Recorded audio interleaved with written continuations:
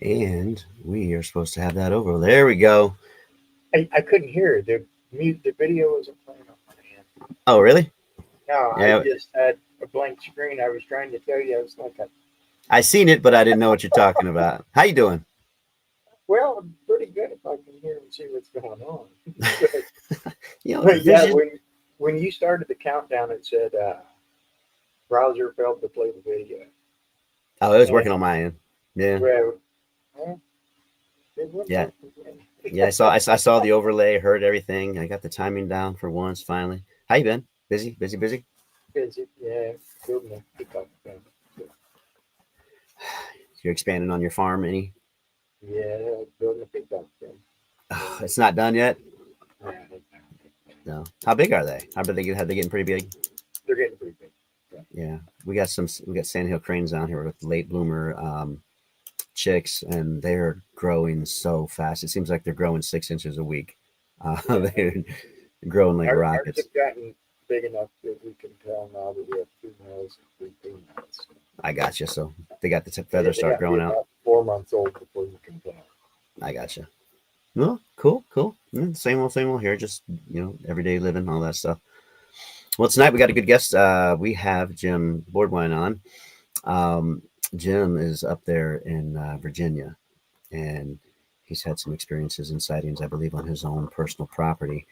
Which, my gosh, I think that makes it better for him not having to go anywhere. Well, maybe better, depending on if anything's been aggressive or whatnot. But we'll bring Jim on, let Jim share his experiences and tell us how he got started. Everybody, please welcome Jim to our show. How you doing, Jim? Hey there, I'm good. How about y'all? We are doing just fine. I'll move you over, put you in center stage there for us. All right. So how you been? I've been doing good. Been busy as all heck this year. I've been busy just about every weekend doing a festival somewhere. I'm Not blessed that people are interested in what I do. So it's been a good year so far. that's good. What you got coming up? This weekend I'll actually be in Gaffney, South Carolina, doing a thing about the 250th anniversary of the Revolutionary War, speaking about a subject there. And then the following week, I will be at the Unawari Bigfoot Festival in Denton, North Carolina, speaking. Okay. You are in National Forest. Yep. I'm just going to throw this out here because you were talking about the Revolutionary War. Did you ever do any Revolutionary War reenactments? I did. I did for years. I was heavily involved in the living history end of it. I started out doing War Between the States. I was Confederate mounted cavalryman for years. And then I fell back, started doing Revolutionary period stuff and mountain man stuff. So, yeah, I've traveled a lot of those trails. Gotcha. So you're deep into the history and the culture in that area. Very much. My family has been in this area since the 1760s. Wow. So I love going around teaching about the heritage of the mountains and the different aspects of the people that lived here and how it contributed to our country being what it is today. So That's awesome. Since you, that's a long time, 1760s. Have your family back in the 1760s talked about any of the said cryptids or why we're here today? no, and I'll tell you why. Um, Up until just a few years ago, people around here would not talk about stuff like that. Till it You, became you, mainstream. yeah, they would not. They'd tell very close family members if they saw something, but you really had to get to know these people well to get them to open up to you. Yeah, Because, like I say, here in these mountains, people just would not talk about stuff. They'd think you was crazy and put you away or something. And like I say, people are really just starting to open up to me the last few years and tell me their stories. that's awesome. Man, 1760s. I don't remember what my family was doing 15 years ago. Um, yeah, we grew up in a small town. Bobby and I, same town. He's from Louisiana, but we ended up in the same town in Atlanta, Illinois. I And got you. and then for some hot reason, we both also ended up in Florida. So Bobby and I were best friends, bandmates, roommates for 30 plus years Oh, in wow. the same small town of Atlanta, Illinois. 13, 1,500 people. That is Um, pretty interesting. yeah.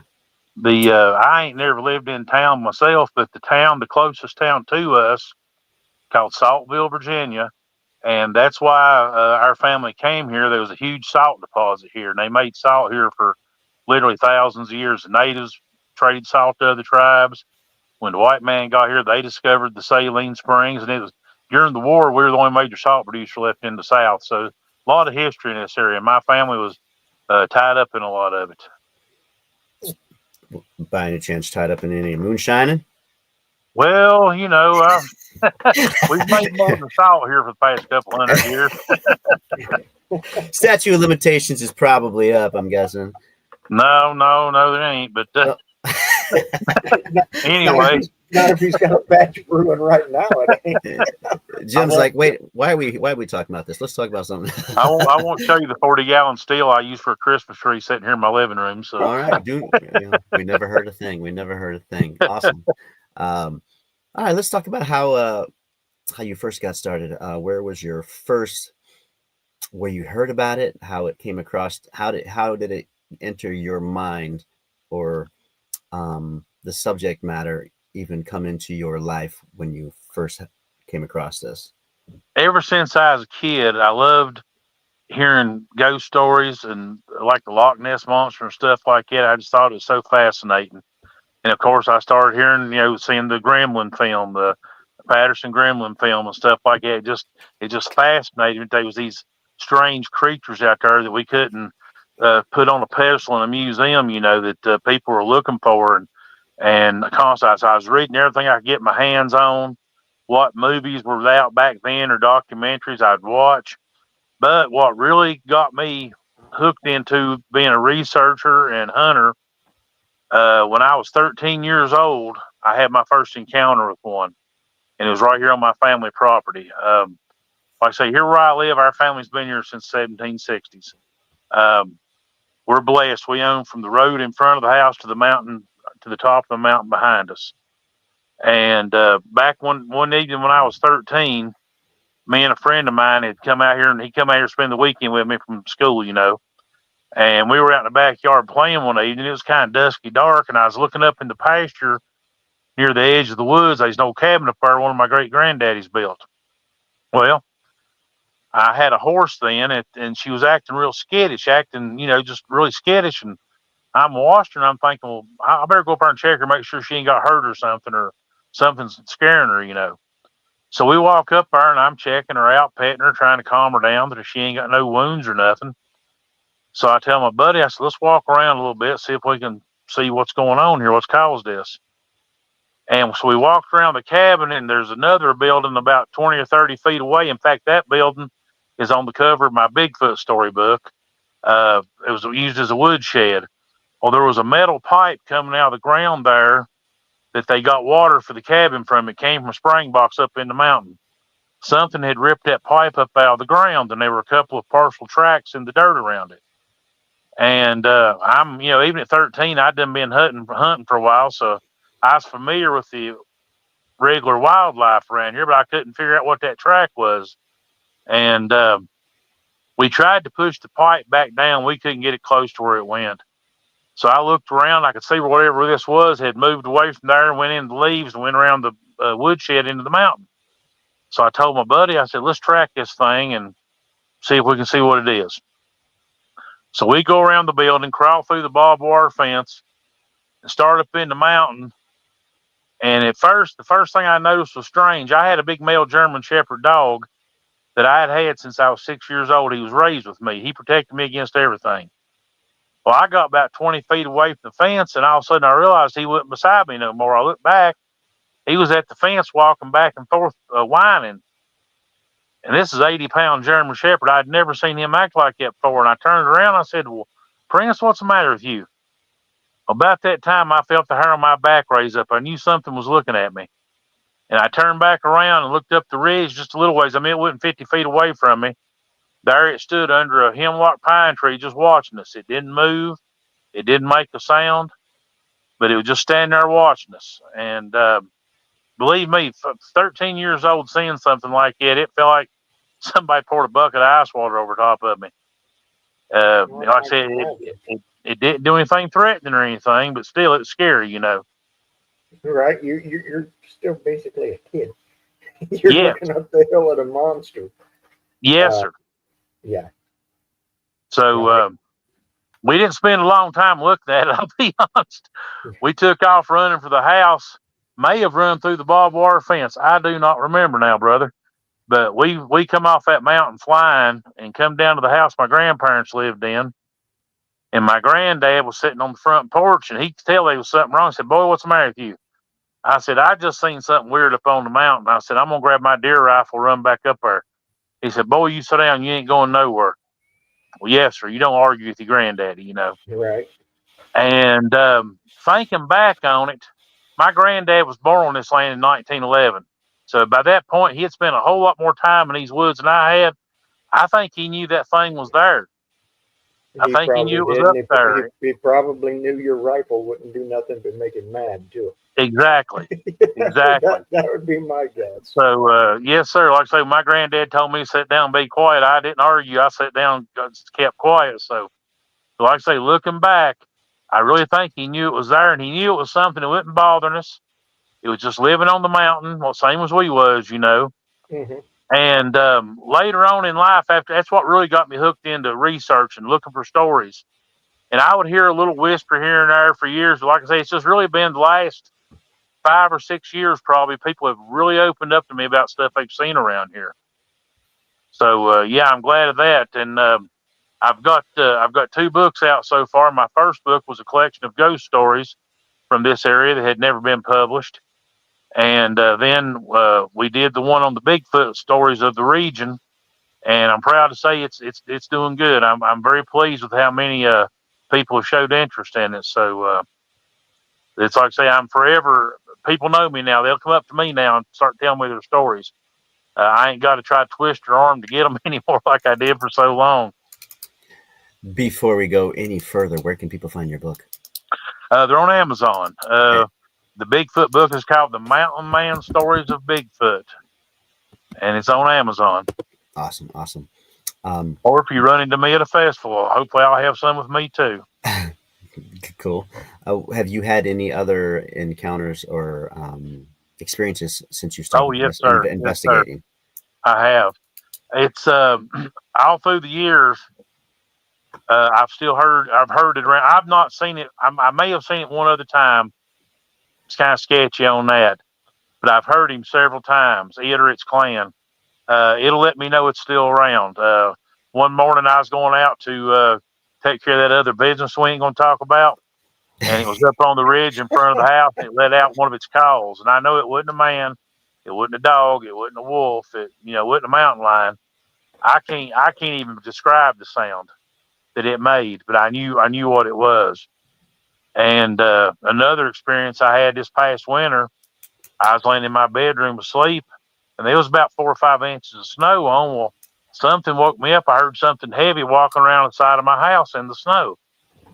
And my first sleepy thought was the horses got out. And then I woke up and thought, heck, I ain't got horses no more. And I realized it was on 2 feet. Well, when I got up in daylight and looked out, I could see the imprints of the tracks going around the side of the house. Big tracks. So he's still here. He's still here. He's just, and I wondered about that for years, but I've got some friends now that are shaman in their respective tribes. One's Cherokee, one's Blackfoot, one's Ute, and one's Apache, I believe. And they talk about. They said they think that the natives believed that these creatures were guardians of the forest and of the tribes. And they tell me they think this thing or its clan has been here all this time and kind of considers it's our guardian of our property and our family. Which I'll tell you, to me, the truth, boys, is a lot more comforting to me knowing that big rascal's on my side than not wanting me here. Right. Right. Yeah. Not against you. Yes, yes, sir. Yeah. Have you had any of those Native Americans tell you anything useful for research purposes and Yes, investigation purposes? they've told me how to go about preparing myself to go into the woods or to try to project the right aura, I guess is the best way I can describe it. So these things will know I come as a friend. I'm not trying to hurt them or nothing like that. They can And pick up your intent. yes, exactly. And I really think you've got to be in the right frame of mind to see these things. I mean, Yeah, I know a lot of people see one run across the road in front of them, and some of the stories I've documented just happen to come around a curve and there's one crossing the road or something like that. But I personally think if you open yourself up to the experience and with the right mind and the right heart, it'll make it a lot easier to experience one. I truly Yeah. do. One of the stories I've documented in my first book, a young man that lives about 10 miles away from me, he claimed he could walk up in the woods and they would come to him and they would it's like he could hear him in his mind talking to him. And I've known the boy since he's a little bitty feller, so I believe him. I know these people will tell you anything you want to hear, but I truly believe this young man's story. Yeah. Yeah. It um, more. I kind of describe it as not mind speak, but more like thought projection. Um, like it's you don't hear the voice, but you hear the thought. It's clear as all day. It's not your thought, but it's put in there and it's not yours. Um, That's the way they described it. Yes, sir. You're right on the head of the nail there. um, did are you a part of a group? No, not officially. I'm associated with a lot of folks that does the hunting, and where I speak at different festivals. And I'm not really officially a part of any certain group. Okay, okay. Because one of our friends who was on our show, uh, Daniel Benoit, he was the one that referred. Uh, he told me to reach out to you because you had some good stuff. I Um, appreciate that. I've known yeah. Daniel several years now, and like what he's doing. I like doing stuff with him. So Have you yeah. had any experiences with people that when you went out and more it was more of a group experience that you all got to experience? Have No, you? no, I've not really hunted with groups that much. Mainly, I like to get in there in the woods by myself. What's the That's the best way it's time do you always go? worked best for me. When have you had most success? The best success for time wise, like during the day, during the night? Is there a certain few hours that seem to be more active? For me, most of my has been dusky dark or right after dark. Now, I did have one experience one time in the day. I didn't. It's the first time I'd ever heard tree knocking. I was like 15 or 16. I was deer hunting, and where I was at, there was people running cattle in those mountains there. And I heard these cattle up on top of the ridge above me. They just raised all kinds of cane, bawling. You could hear them running. And I heard something roar real loud, and I heard tree knocks. Well, at that time, I had never heard of tree knocks, didn't know what it was. But whatever that was, the growled up there, it was not a bear. It was something big, but it wasn't a bear. So I guess one of the big boys decided he wants to steak that night or something because he was giving them cows a fit up there on top of that ridge. And I'm standing there with a 30-30 rifle, and once again I'm thinking, I don't think I need to be up there, so I didn't go up there to see what was going on. I could hear enough from where I was at. What do you think? What do you think that they are? What's your opinion on what they are, so to speak? As there's a lot of people that think they're just some type of undiscovered ape. There's a wide variety of theories of higher beings coming through portals, dimension slipping, aliens. Um, you know what do you feel that you think that they are, and um, have you? Oh, how do I want to word this? Do you feel like you have any kind of connection with them since you're on your property? They're on your property, or you're on their property, vice versa. Yeah, I do feel a connection. I do. I can feel these times. I can feel them close. I might not hear anything at the time, but I can just feel that they're close. I really do feel a connection. And in fact, one of the shaman told me they consider me part of their clan. Where I used to, I laid in the woods growing up all my life. I've spent so much time in the woods, and they told me that they think that these things consider me part of their clan. Now, it says what I think they truly are. I honestly don't have a clue. I don't, some people theorize they're a Gigantopithecus left over. I don't buy that. I don't think that's what they are. Um, as far as the interdimensional being, I've seen some good evidence to point to that, but I've not seen enough to convince me that that's what they are. Okay, uh, I don't think they're a human ape hybrid. I my main opinion right now is I think they're just a creature that was created the same time, the same way we were, and they've been here all this time, but they just don't let themselves be known that much. That's the best I can come up with right now. Yeah, so they've kind of been all alongside us all along, just kind of like our banner says, just on the edge of civilization. Just kind I of, think so. That's my opinion. yeah. When you go out and you, I don't want you to give away too many secrets, or maybe you don't mind sharing. When you go out and you do investigating and looking around, do you do anything particular that might bring them in? Well, like I say, I like to sit down. Some people might call it meditate. I think more it's like praying. I'm just trying to empty my mind and heart and let them know I'm praying into the ether or whatever, trying to let them know to put out a good signal that I'm here to learn, to I'm not here to hurt you or exploit you. I'm here with a pure and open heart to learn about it, basically. And I'm hoping that because I really think these things have a telepathic ability, and I think they pick up on that. Now, like I say, I've the only other time I think I may have seen one, and it was just recently, actually. I'm sitting here one night watching my TV, and there's a open window there, right in front of me beside my TV. Well, I was listening to some music and happened to glance up, and for just a split second, I could see a face in the window. And it that at that point, the thing's 8 or 9 feet off the ground. Now, as soon as I looked up at it, it moved and was gone in the dark. And I really think it comes around because I know it comes around the house because I've tracked it, I've heard it, but maybe it liked the music I was playing that night. I don't know, but it's still around. Now, my son is 27 now. He saw it out here behind the house one night about 3 years ago. He had come out here after work one night to visit. It was up in the late part of the year. It was cold. And before he left, he went out to my woodshed to get me some firewood for my fireplace. Well, when he come back in, he had a funny look on his face. I said, "What's the matter, pal?" He said, "I just seen something in the backyard. I have no clue what it was."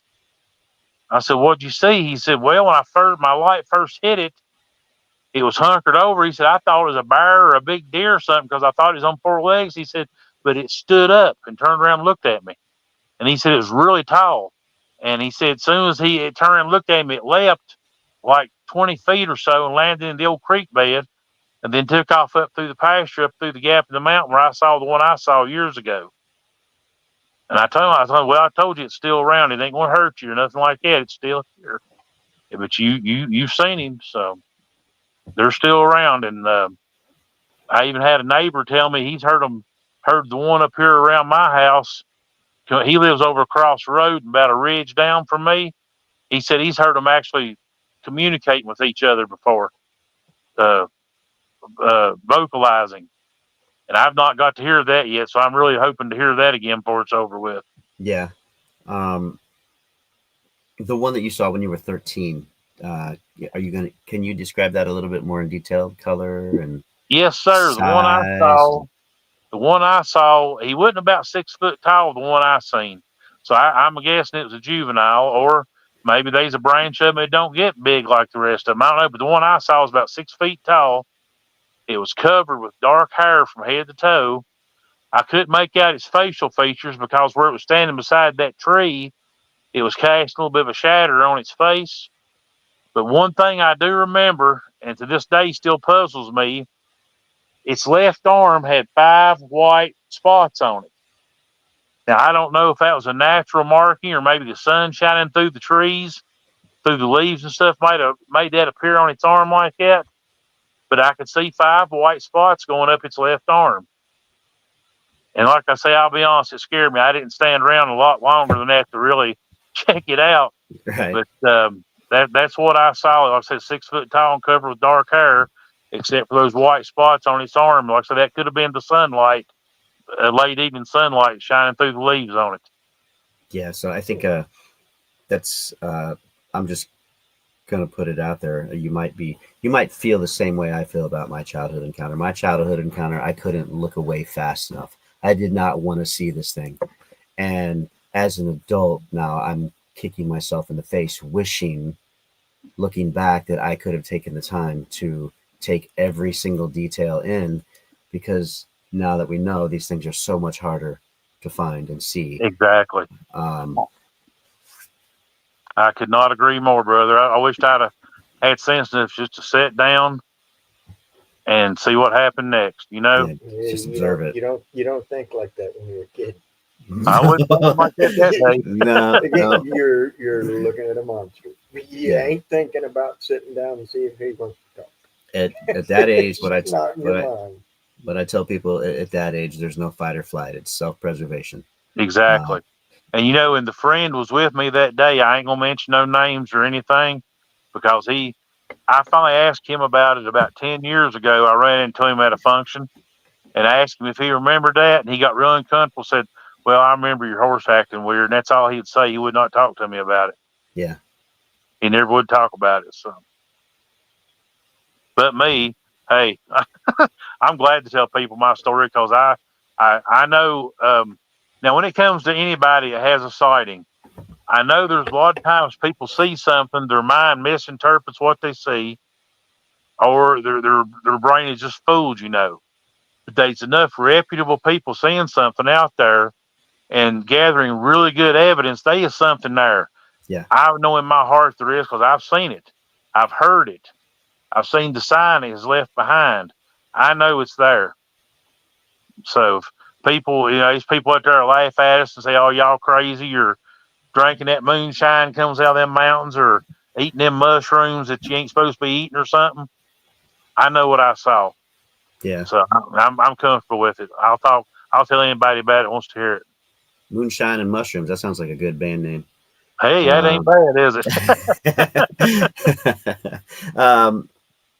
Do you have any stories in your area, particularly from people that really stick out to you, that not make you question what they're telling you, but maybe may have made you think, well, that kind of adds up to something that I've heard in the woods myself. You know what I mean? Like something similar, but something that somebody shared with you that made a light go on and say, you know what, I've experienced that myself. One story that really sticks out of my mind. There was a man lived across the ridge from me, and the way he told this story, it would have happened within a general time frame of when I had my experience. Okay. He said he was up in the mountain hunting one day and he spotted this thing. He saw this thing. And he said it scared him so bad he didn't know if he passed out or what happened. And I mean, I know the guy. He's not a drunk. He's not into drugs or nothing. And when he told this story, you could tell it still shook him up to this day after all these years. But he said that he passed out. He said the only thing he knows is he passed out. He said he saw the thing and it scared him real bad. And the next thing he knows he's waking up on his front porch in the swing. And he's sitting there trying to figure out. He said, "Well, how do I get home?" And he said he got to looking. He found footprints of the thing in his yard. And he says he thinks this thing seen him, I guess, fall out and knew where the guy lived. I mean, they know everything. They're very intelligent animals. And I know he'd probably seen this guy before, but he said he truly believes to this day that thing carried him home and laid him on his front porch. But the thing that stuck me out, he said the one he saw was dark and only about 6 feet tall. Very similar to the one I saw. I'm wondering if it was the same creature. Yeah. See, now that story sounds very familiar to a friend of ours who's also a researcher, and he had a guy tell him a story from 30 years ago where he was hunting and he found it looked like a blind that somebody had built, but all out of natural stuff. And he got in there to hunt. And they came up behind him and yelled at him, and he passed out. woke Wow. up in his truck with his rifle. Um, it's you know what I'm talking about, Jim. It's a Happy Harrison Happy, story. yeah. And after he had told Johnny about that, they went back out there, and three different people had a sighting that day. Uh, two Years times. later. Yeah, 20 Years years later. later, 20, 25, 30 years later, three people had a sighting At the um, same time. at the same time. Wow. And they had the sighting twice. So they had it, and then they had it again a few minutes later. So That uh, is something. very similar story, though, about getting scared and passing out and waking up where you're supposed to be. Yep. Um, Yeah, I had heard the yeah, story. And, it's just, it's funny. Jim asked you if you had knew any stories that you could relate to the same thing happening. You told a story that we have heard before from a different yep. person. So. Yeah. Yeah, and, And, and that's why I like asking certain and specific questions because again, when I was talking to you at the beginning of before we came on, every little detail you bring up can help somebody who's never had an encounter, but they may have been out in the woods and have brushed a certain thing off, a snap, a tree break, a wood knock, a smell, or and just brushed it off, and it's kind of pushing out that awareness of, you don't have to believe, but at least have in the back of your mind that when you hear something, be aware, and then exactly. follow your intuition on that type of thing. And I appreciate you sharing that with us too. There's been many, many, many people in this community who have talked about seeing lights in the woods and orbs in the woods. Yep. Have you experienced that? I've not myself, not that I can swear to, but that I'm sure enough about what I saw. But a very good friend of mine, I'm working on another book, gathering more stories. And a very good friend of mine told me that he was bear hunting up here on the mountain in front of where I live at several years ago. And he said what first got his attention, he saw a red orb down through the trees. And he thought at first, you remember these reflectors people used to get to put at the edge of their driveway, had the little round plastic reflector like 3 inches in diameter on it. Yep. He said that's what he thought it was. He said he couldn't figure out why in the world somebody carried one of them reflectors up there and hung it in a tree. Well, he said he's standing there looking at it, thinking about it, and all of a sudden things started moving down through the woods. It started just moving. And so he's really wondering now, and he said his bear dogs are really acting skittish and strange. But he said they got on the track of something and they followed it to a cave up there on the mountain, and said that the other dogs started whining and crying and wouldn't go near it. They was trying to get away from it. But he said he had one dog that had more bravery than sense apparently. He said it went down in the cave, and now what got like the way they say the light went toward this cave. Okay, he said that dog went into the cave, and he said he could hear it fighting something down in the cave. And he said the sounds coming from that cave was not a bear. This boy has hunted bears all his life. He's 70 years old now. He said, Jim, I don't know what was in that cave, but it was not a bear.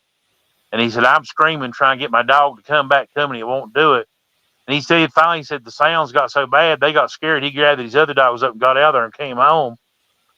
He said a little bit, few days, maybe not even a week later, he finally, got prepared to go back up there, and he found his dog, and he said the poor thing was tore all to pieces. Now, saying that, once again, he said he knew what he heard was not a bear in that cave.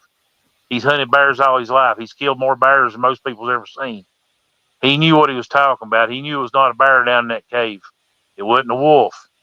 But he said he found this poor dog had been carried out of the cave, and it was tore up pretty bad. Now, going back on this, I personally do not think these creatures are mean or dangerous per se. Yeah, they might be one every now and then. It does something to attack somebody, but I hear these stories, people saying, "Oh, this thing attacked me" and all this stuff. I don't buy it. I really don't buy a lot of them personally. Now, I've not seen enough evidence to support it myself. I think a lot of it, when people talk about them throwing rocks and stuff, I think they're warning you, hey, you're getting too close. You're getting into my backyard. They throw a rock to warn them. to I scare them agree off, with hopefully, out of you. the woods. I agree with you because if they can throw a rock and land it at your feet, they can throw a rock and hit you in the head with it. The rocks always land right next to you, right in front of you, but they never hit you. So Exactly. if they're that good at it, they could hit you with it if they wanted. So I And agree that it's warnings. I think But it's a warning. if you go after them, probably a really bad idea. And people saying, "Oh, they attacked me," no kidding, or you wouldn't be here. Um, if something that size, I don't care what it is, something that size attacks you, you're not here You're to going talk to about know it. it. Yeah, you're not here to talk about it. Yeah. I know one person that I trust beyond, I trust him completely, told me he got hit by a rock. Okay. But I really don't think it was on purpose. Now, I don't guess he'd mind me mentioning his name. Do y'all know who Turtle Man is? Yeah. All right. Turtle Man's one of my best friends. He's been hunting Bigfoot for years too. And he told me he tracked one and he found it and he said the thing threw a couple of rocks, but he kept persisting. And he said one, he caught him up here in the upper chest area. Now, I really don't think the thing was mean to hit Ernie. Maybe Ernie stepped wrong after the thing. Maybe just as coincidence it hit him. I really don't think the thing was trying to hurt him. I think it's trying to warn him off. Ernie's pretty persistent. So maybe maybe Bigfoot was getting a little tired of him coming up on him. I don't know, but It might have been the simple fact that, hey, I'm throwing these things at you for a reason, and you're not catching on. Here's a little warning shot. The next one's to the head. very well could have Just to been. let you know how good an aim I got, type of thing. Exactly. Um, That's very what I think. Because you know yourself, as big as them things are, if it wanted to, it could have cut him into or broke him in half the rock. So and my guess is there we hear a lot of reports of them throwing rocks, not at people but by people. yeah, I'll make a couple theory points. My guess is one, they could also be doing it just to see how you react. Because if you react like, oh, there's some shit out there, let's go get our guns, there will be no more engagement from them, and they're going to leave. Or if you react panicking, type of way, and see your behavior go to be a little bit disturbing and hysterical, it might be just a test to see your intention of why you're there. You know what I mean. I like Um, that. I've not considered that. That's a very good thought. I like that. it could be, and then the other part of it is if they're throwing rocks to get you to leave, and they know, um, and if they're that good at throwing rocks and their aim is that good, I would not be surprised if that's a form of them also maybe using rocks to throw at things like rabbits or squirrels, as a tool. You know what I Oh, mean? I have no doubt about If that. if they're that good at aim and they have the velocity behind it, they should probably be able to use that for hunting purposes as well. I'd say you're right. And so a couple of stories I gathered from up in the Upper Peninsula. People that we know really well claims have seen these things diving in rivers and bringing fish up and stuff like that. So these things have lived in the woods all their life. They're adept to every mood of it. They can. People says, well, if they're so big, why can't we hear them walking around or something? Well, this thing's lived in the woods all its life. It knows how to move with the forest. It knows how to move with the wind or the rustle of something, to cover its own noise up. It knows how to move quietly. As big as I am, I used to be able to walk up on people in the woods, peck them on the shoulder before they know that I was there. Now I know if I can do it, this thing that's born there and lives there all its life can do it. Yeah, And, bringing up something else I just happened to think of. You mentioned the smell that some people report sometimes. I've got a new theory on that because the experience that I've had, I've never smelt it. I know there's been a lot of people record a really, really rancid, bad smell associated with their sighting or something. But I'm starting to think that is more of a defense mechanism, like a skunk has. Okay, baby. I love you too, sweetheart. My granddaughter. It's going really well. Thank you. Tell her we said But hi. they said, hey, she's waving at you. But I really think that the smell is a defense mechanism. Maybe they have a gland like a skunk does.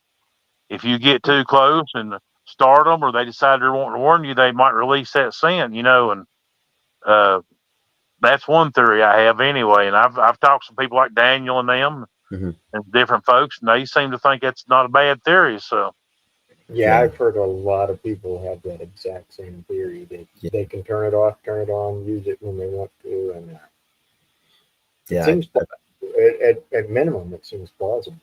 Yeah. I always just thought it would.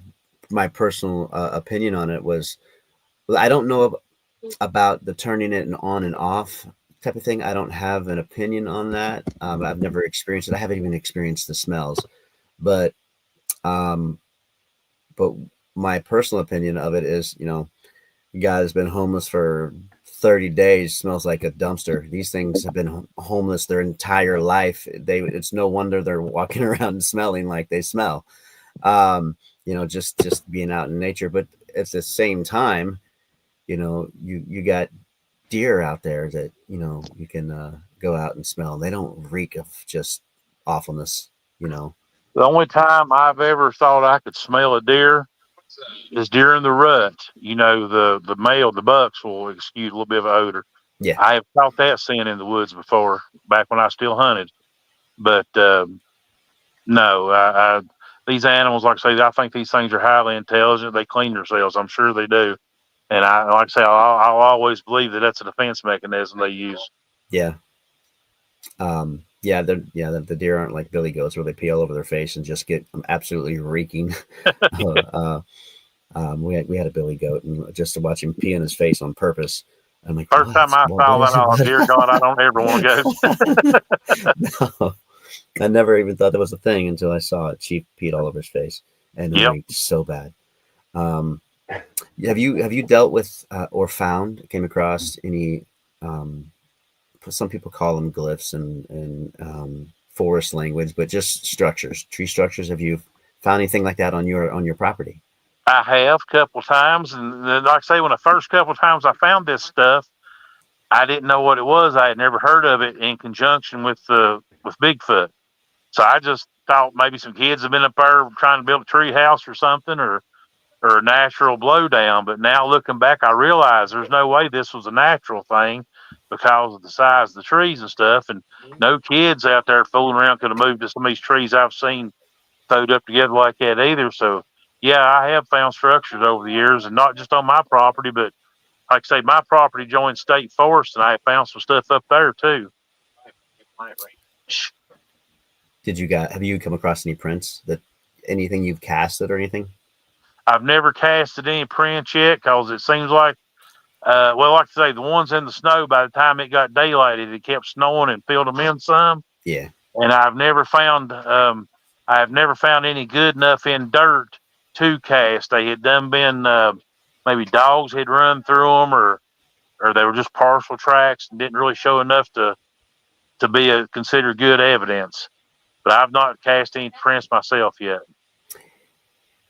Let's go back a little bit to family, a little bit earlier. Grandmas or grandpas ever see anything, say anything?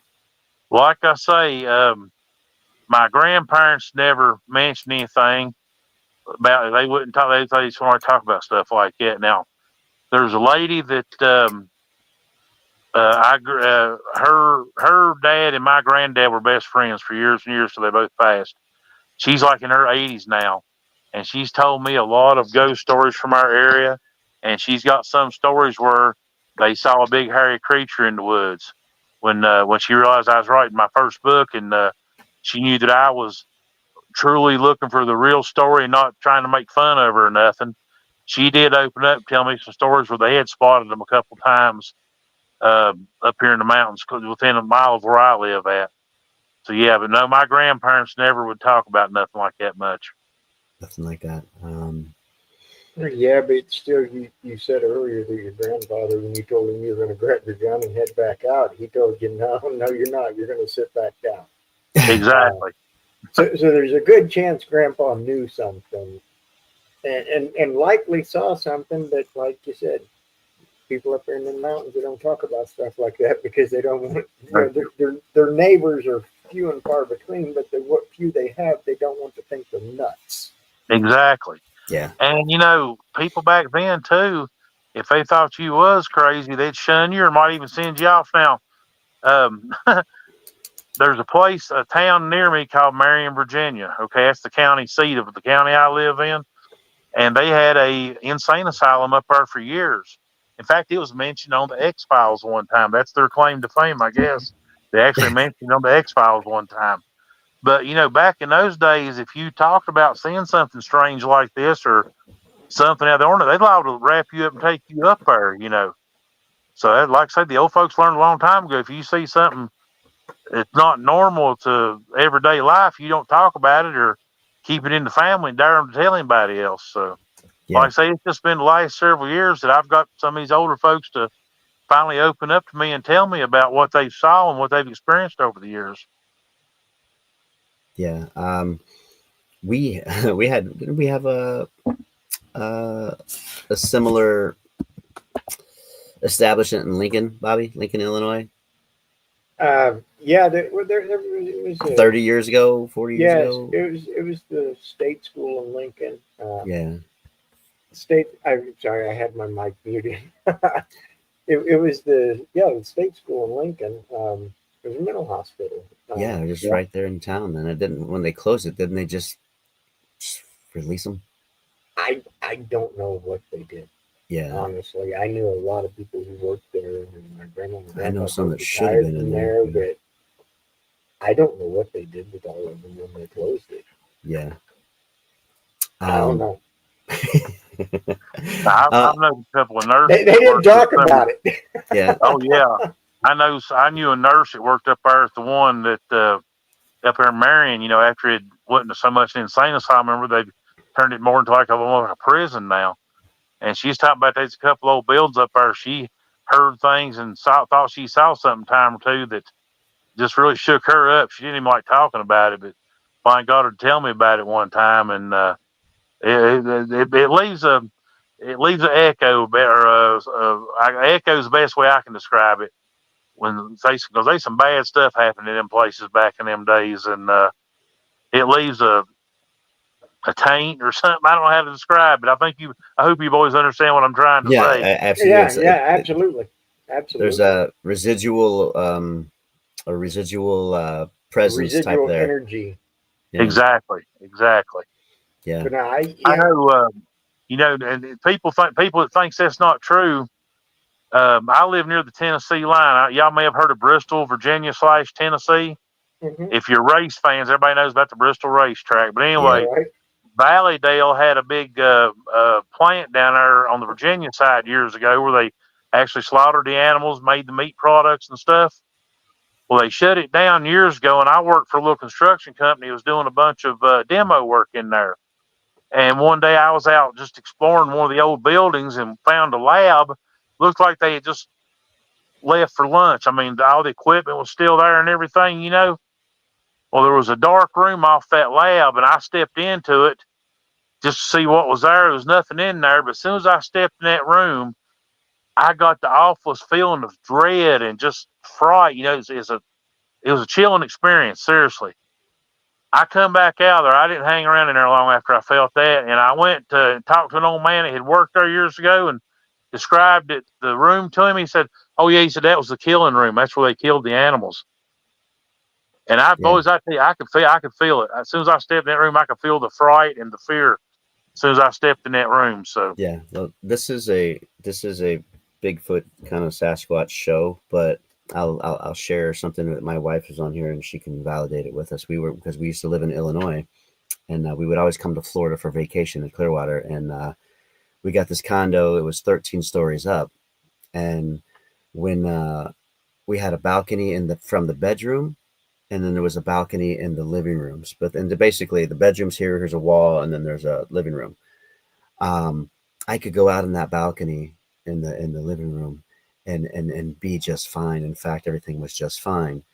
But when I crossed this threshold from the bedroom to the balcony outside, every fiber of my being was telling me to jump. Wow. I was struggling to not jump, and my wife seen what I was struggling with, and I told her. But as soon as I backed out of that threshold into the bedroom, it went away. But the second I crossed that threshold, and it was only that balcony in the bedroom, it was like I had to fight myself not to jump. And I told her, I'm like, I need to, I can't. She said, then get the hell out of there. What are you doing?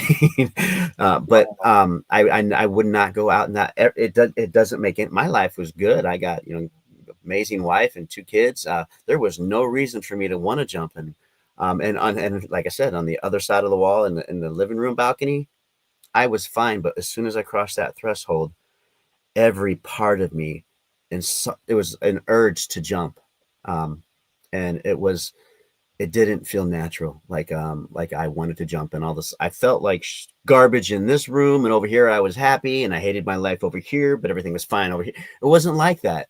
The moment I crossed that threshold, it was just darkness. And my wife, she was like, "Yep, yeah, we'll close the door. We're locking it," type of thing. And I brought it up to one of the people that I worked with. He was a preacher, and he had told me, "Looks like we may have lost you. Um, we'll wait for him to come back." But I'll go on, and I can repeat it once he gets back in. But he had told me, he's like, "I've experienced that too. And what there are spirits or demons, however you want to call them, that specifically focus on causing people to commit suicide. You're being physically attacked to force yourself to kill yourself, harm yourself, and it is not specific to a person. It is specific to where you're at that time." The claim is, Jim, that Can y'all hear me? Yes, sir. Yes, sir.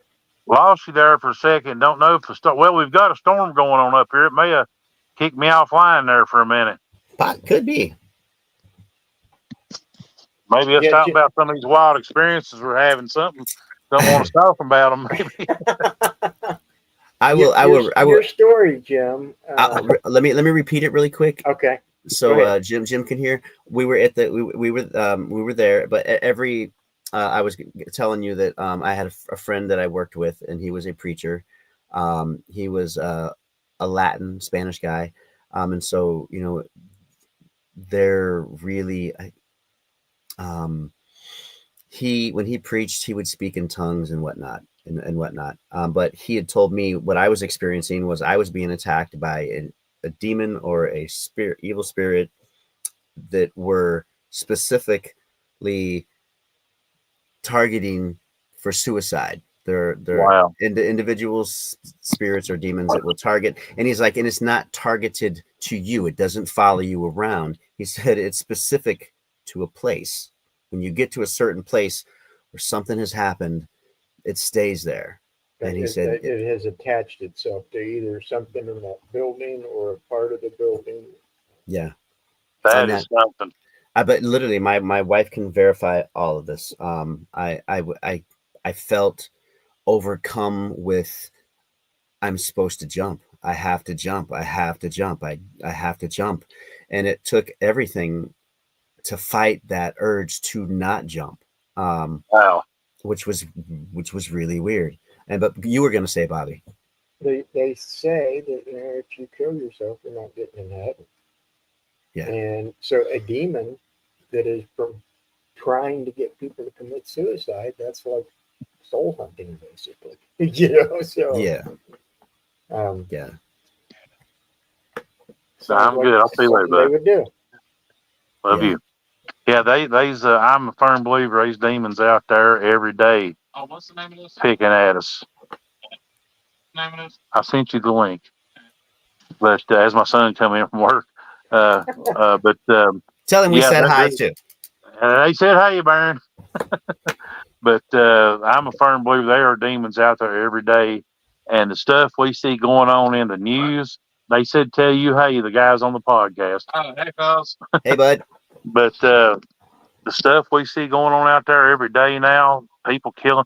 There was a poor young girl went to school with my daughters, was murdered by her boyfriend or husband or whatever, something just a couple of days ago here. The girl had been to my house years ago with the girls. It's just so sad. And Yeah. there's so much of that crazy stuff going on out there. And these evil out there, boys. I don't care what you believe or where you go to church or if you go to church or not.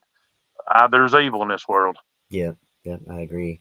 When you said you heard wood knocks, there's some working theories out there about the wood knocks, and what do you think they're beating on another tree? Do you think they're using another something? How do you think they're now? Have you heard wood knocks in multiple places and at different times? Couple times, yes. I Do they all sound the same? You can tell there's something big and powerful behind the ones.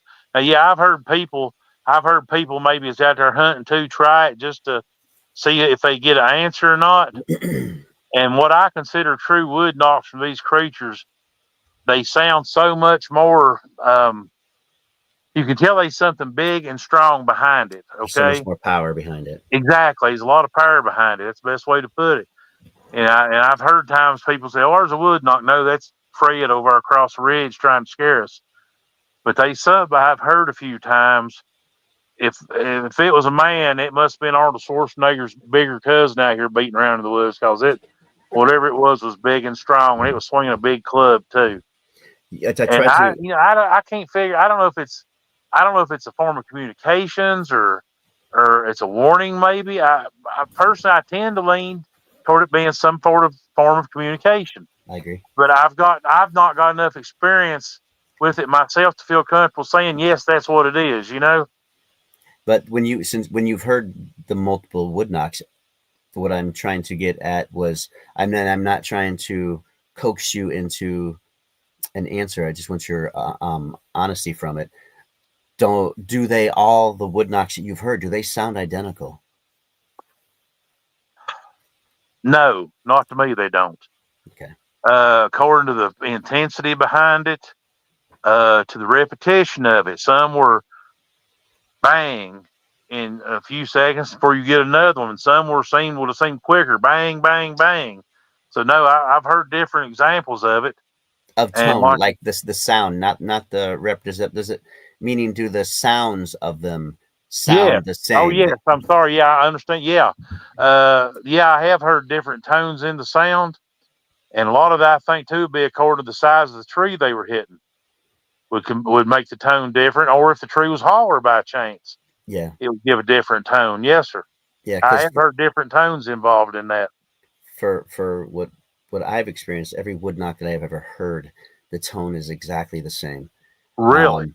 It's exactly the same. It sounds like somebody with a wooden bat hits a home run in a baseball park. But you can't go out there and replicate that in the woods. You can take a bat out there and hit a tree, and you can take a green branch, a dead branch, a log, and you don't get that noise. You just get a thud because the bark deadens your smack. Yep. And the only way I can think of that they could possibly get that sound by using a tool is if they're peeling the bark off of the tree and eliminating that thud to where it's hitting that hard wood. That's interesting thought. But a lot of people think that it could be mouth pops. Where some people can make that loud pop. I had a couple people in high school could do it really loud. Yeah. But it also, but on my recent recording that I got, I had what sounded like just a loud pop, but there was that one by itself, and then there's a recording of it where there's one way off in the distance. You can hear it, so it's like, and the response right by my recorder was like it was waiting for that response. It was waiting for it to respond. It is a second, maybe a second and a half, so it's like distance and then pop, like communication. That is amazing. Hey, you still here? I'm here. And there's been so much activity around my recording. That's what I find out too when no matter how good I hide these recorders, wherever I hide these recorders, during the day there's not really any much activity by the recorders, but at nighttime it's like something comes up and sits right next to it. I can believe that. These And animals are they're very hidden. sensitive to their They're surroundings. hid. I hide these things well. You can't see them with the naked eye, but you They just have might to know watch where you they are. hide them. Huh? They, they, Yeah, they might be watching you hide them. yeah. When Could it be. gets dark, they go sit over there.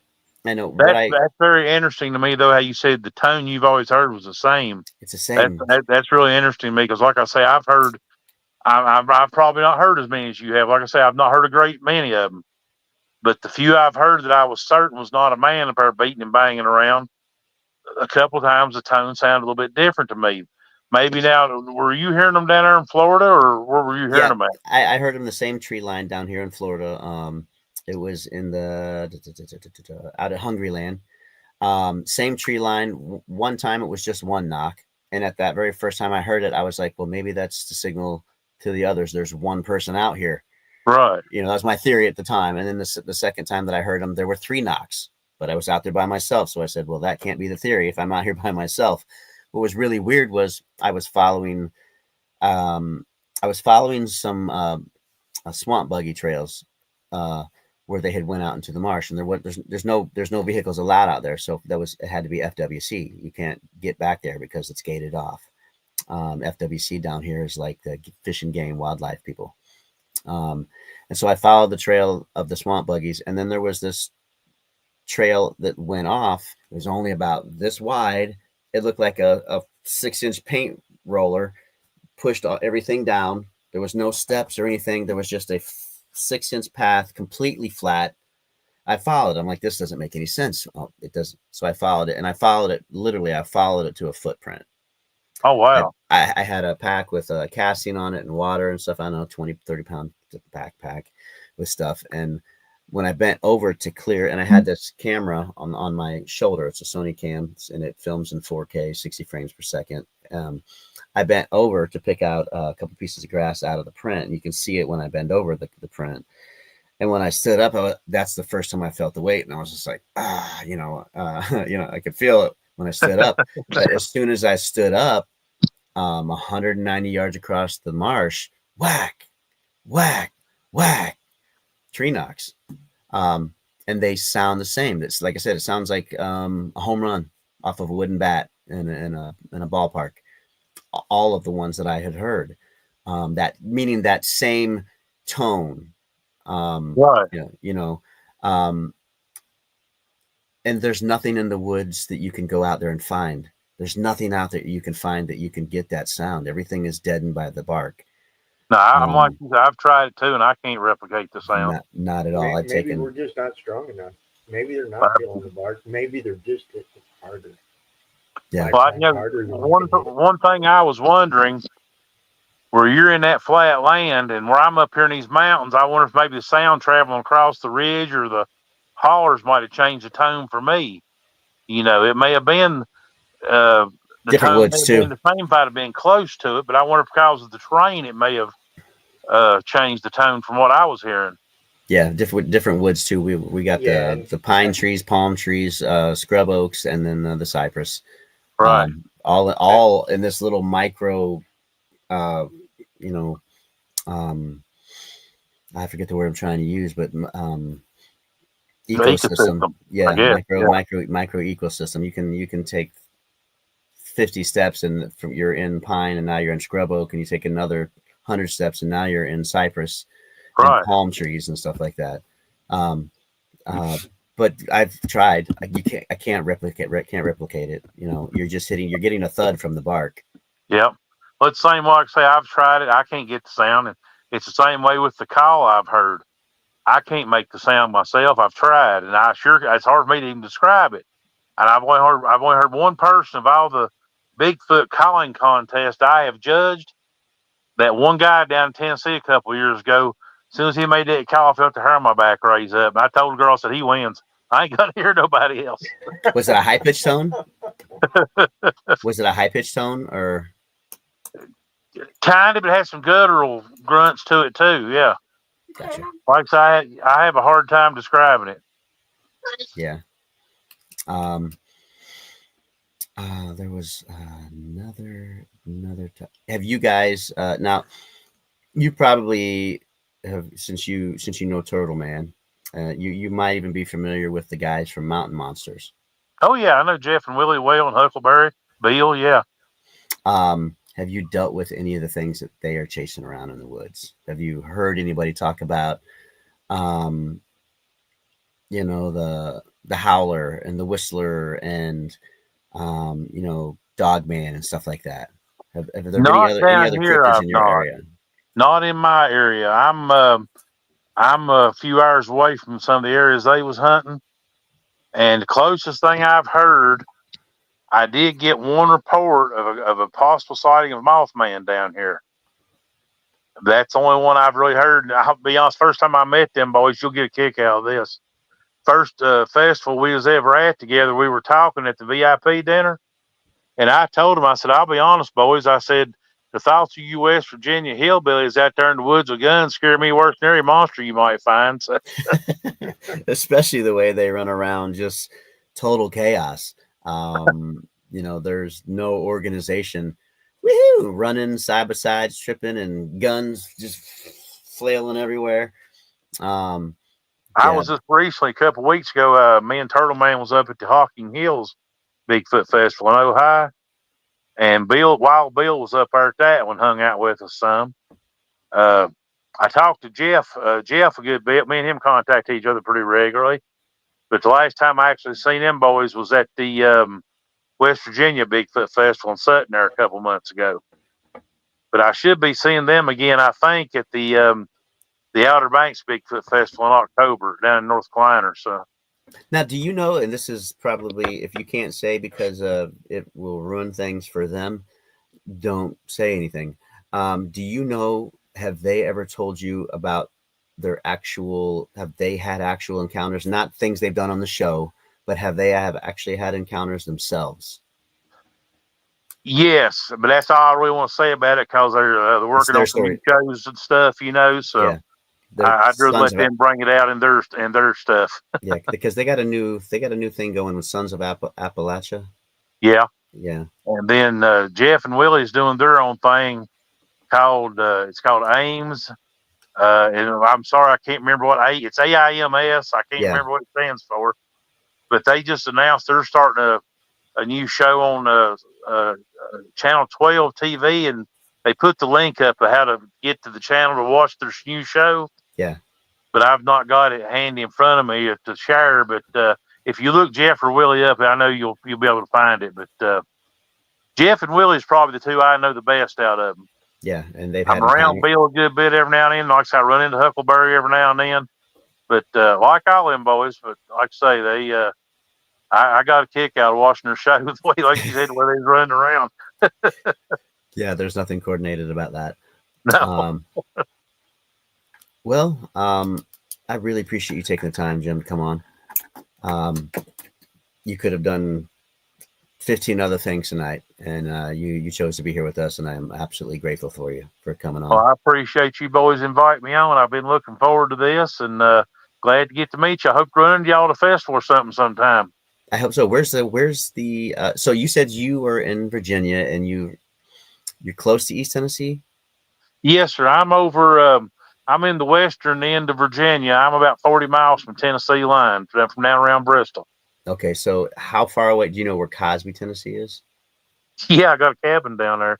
Okay. It's about 2.5 hours drive for me. Okay, so my encounter that I had on my way to oh God, what's it called? Where Dollywood's down Gatlinburg. The Pigeon Forge where Dollywood is. Yeah. And I was headed to Gatlinburg, and no, I was at Pigeon Forge because the award ceremony was at the Dollywood's Celebrity Theater. Oh, nice. And I pulled off a 40 onto Foothills Parkway.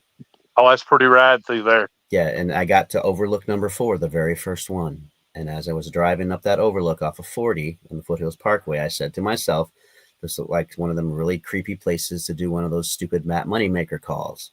Yeah. So this is it, overlook number 4, right off of 40, heading towards Cosby, on the Foothills Parkway. So I pulled over to the side of the sidewalk. And to my right is where the big valley is, and right behind me is where the mountain is. And I yelled out to the valley, and I grew up in the '80s with the hair metal, and was a Oh yeah. singer in a band for quite a bit of time, and I've got a pretty good, powerful, and high range voice. So I did this scream out there to the valley, and I said to myself, "You dumbass! You just yelled out there to a valley. You're not going to get an echo. It's a big open area." And so as I said that, I got roared at from behind on the mountain. Oh wow.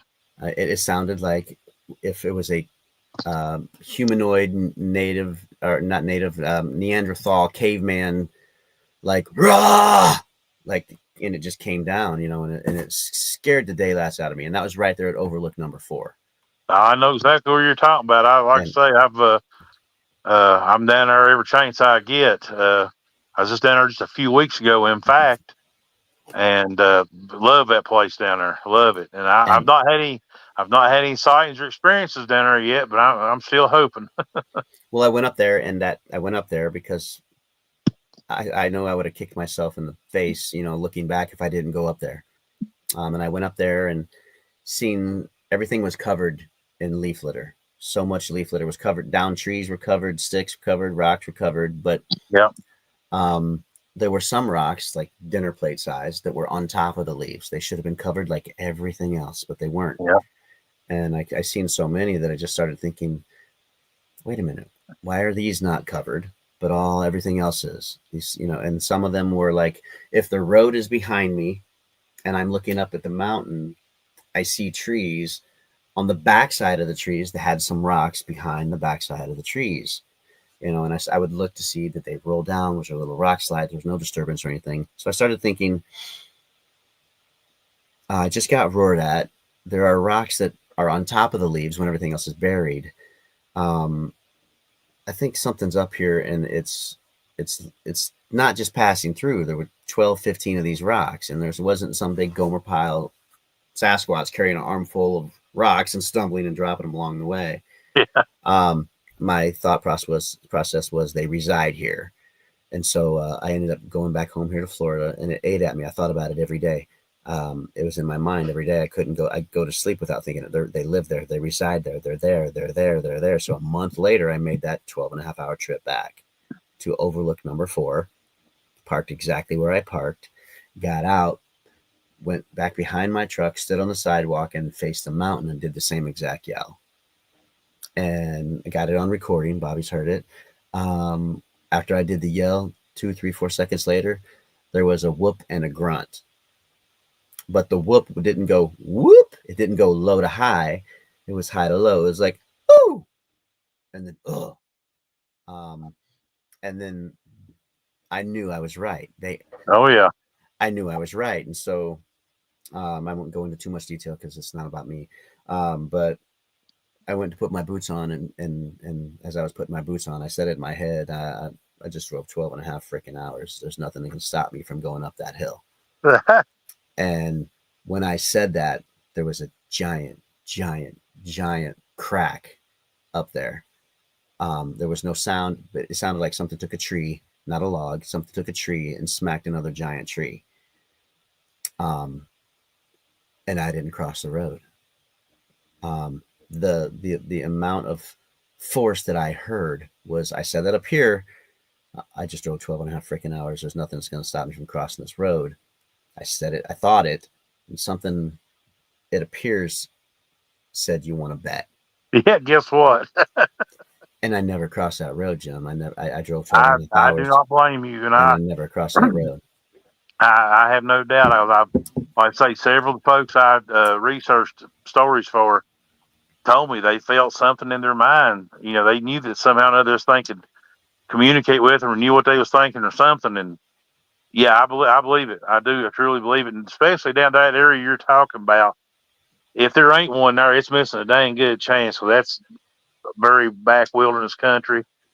And, but it ain't got to be just, and people think they've got to go deep into the wilderness to find these things. No. One of the stories in my book, all right, have you been in Pigeon Forge much? Are you kind of familiar with the layout of Pigeon Forge, any? Bobby and I went, because Bobby and I went back a year later. I wanted somebody to go with me a year Right. later. We went back a year later. Where was And was we it? went up that mountain Yeah, we went up that mountain. Okay, cool. Yeah, Well, in the right in rain. Pigeon Forge, in they've got a Titanic museum, yep, and I've seen there's it. the Hatfield McCoy Dinner Theater. Okay, it's right there on the main drag. I know what you're talking about. Okay, well, I've got a friend that worked at Hatfield McCoy several years ago, and he's the one who told me the story and gave me the pictures I've got. If you look down behind those places, there's a patch of woods. There's a little river runs through there. Hmm.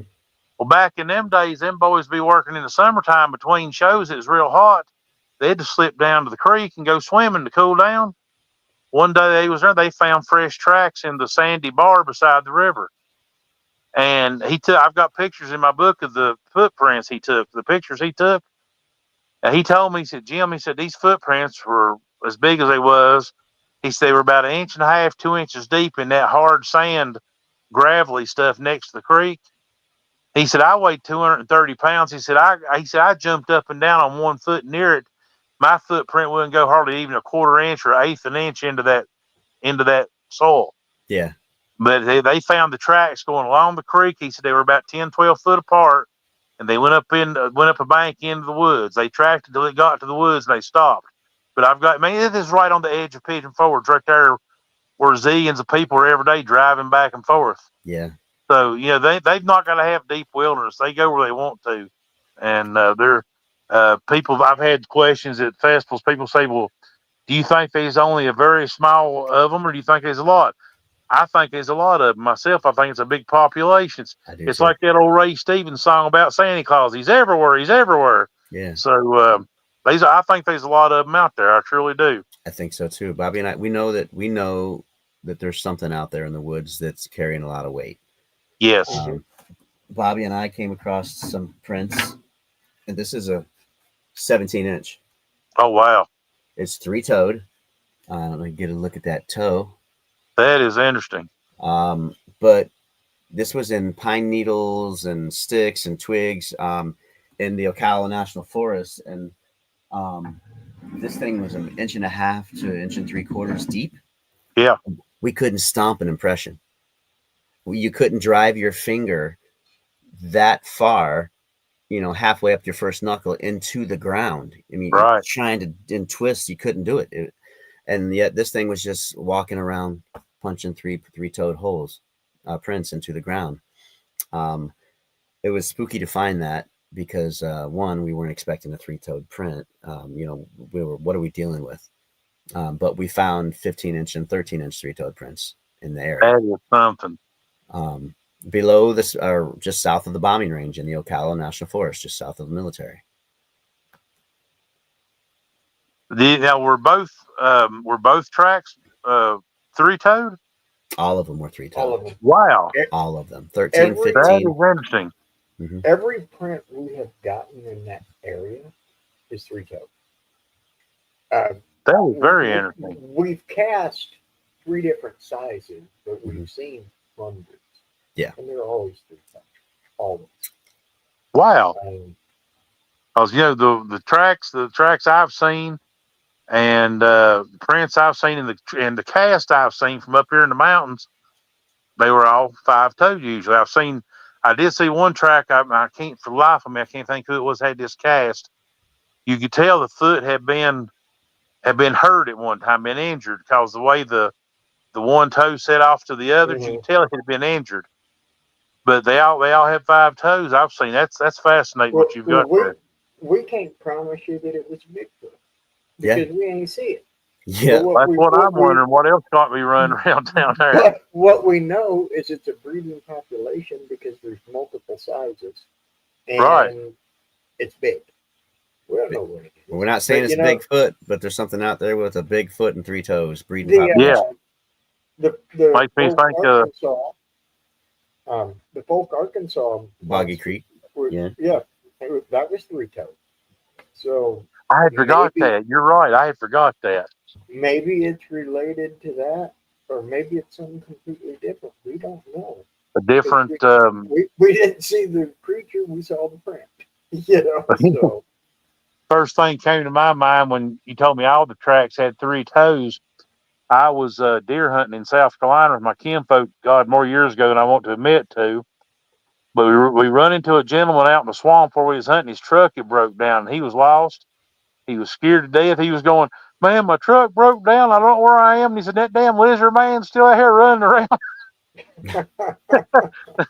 He was worried. He's more worried about lizard man than he was his truck. But I couldn't help it. I started laughing when the way he was going on about it. But that's my first thought though when I seen the 3 tracks was some sort of lizard foot.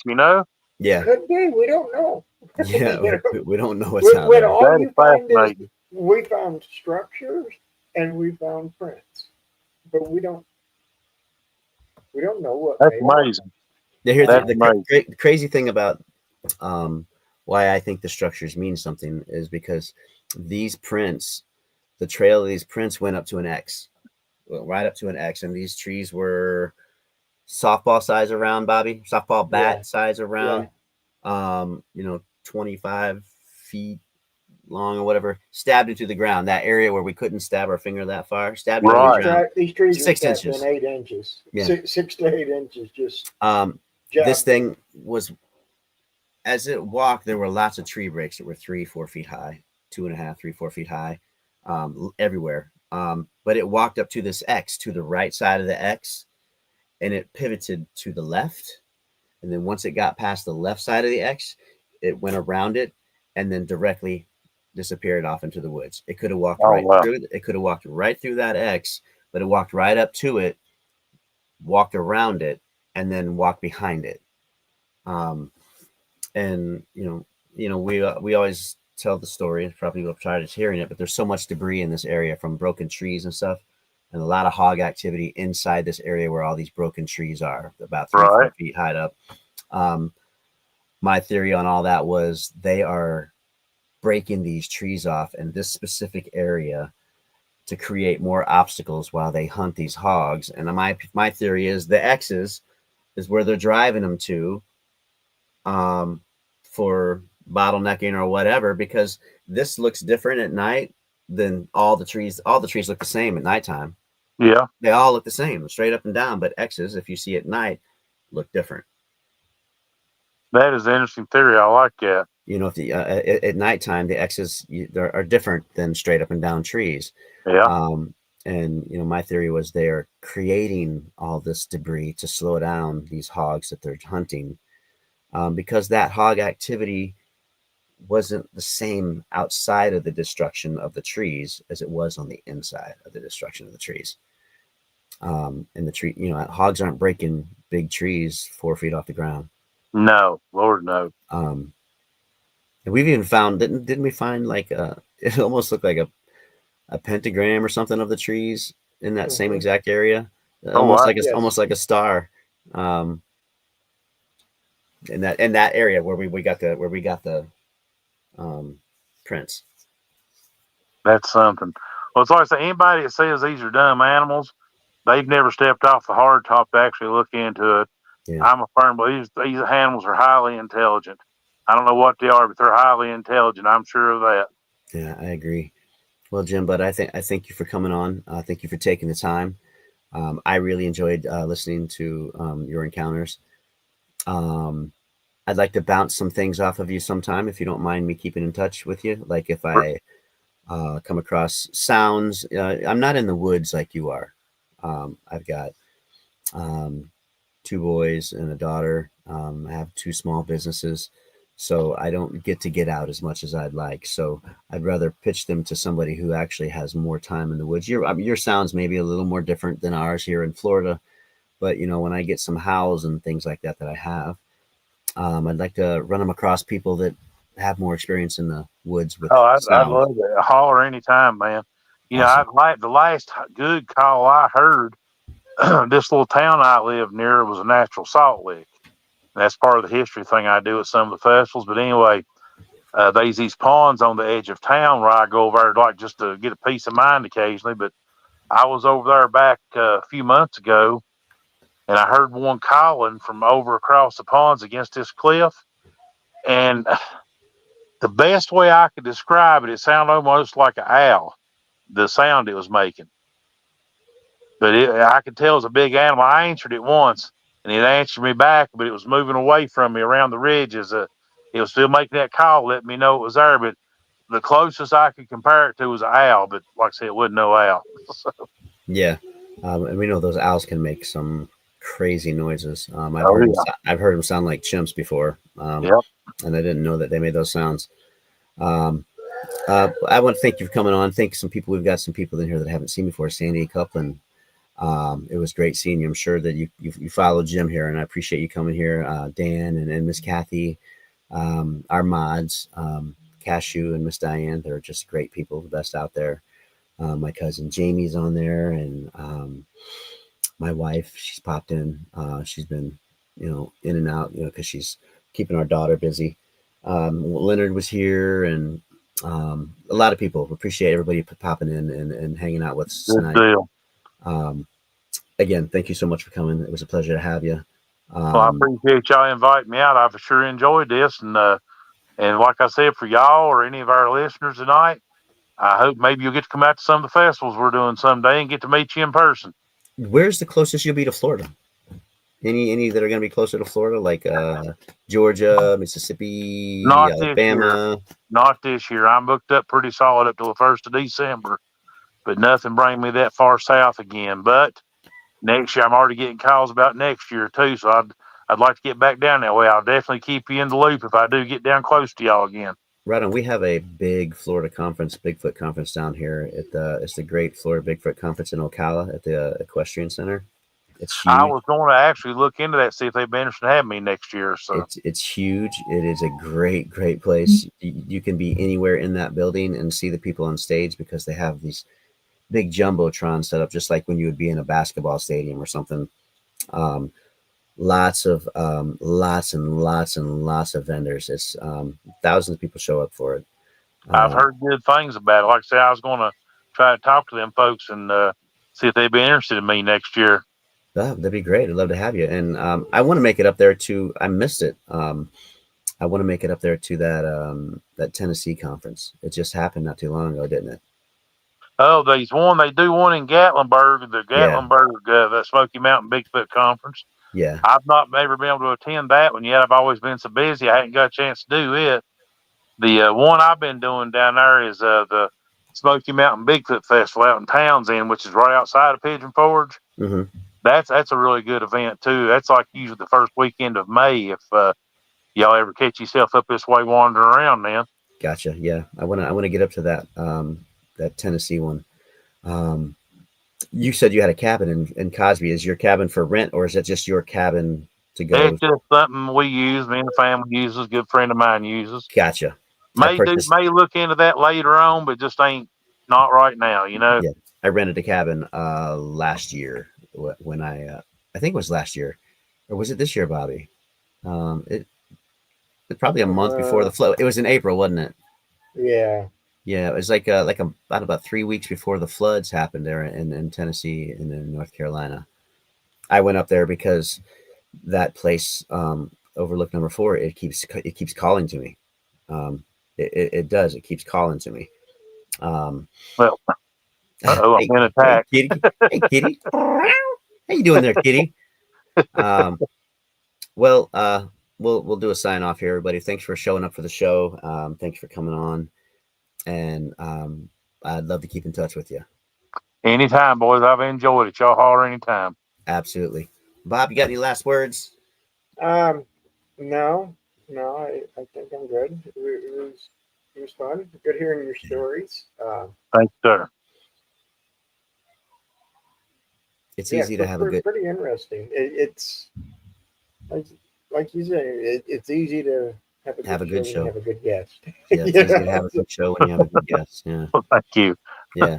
Awesome, bud. Well, I appreciate your time. Thank you so much for hanging out with us and sharing with us so much. Yes, sir. Y'all have a good night. You too. All right, bud. Take care. Bye-bye. Everybody have a good night. Thank you.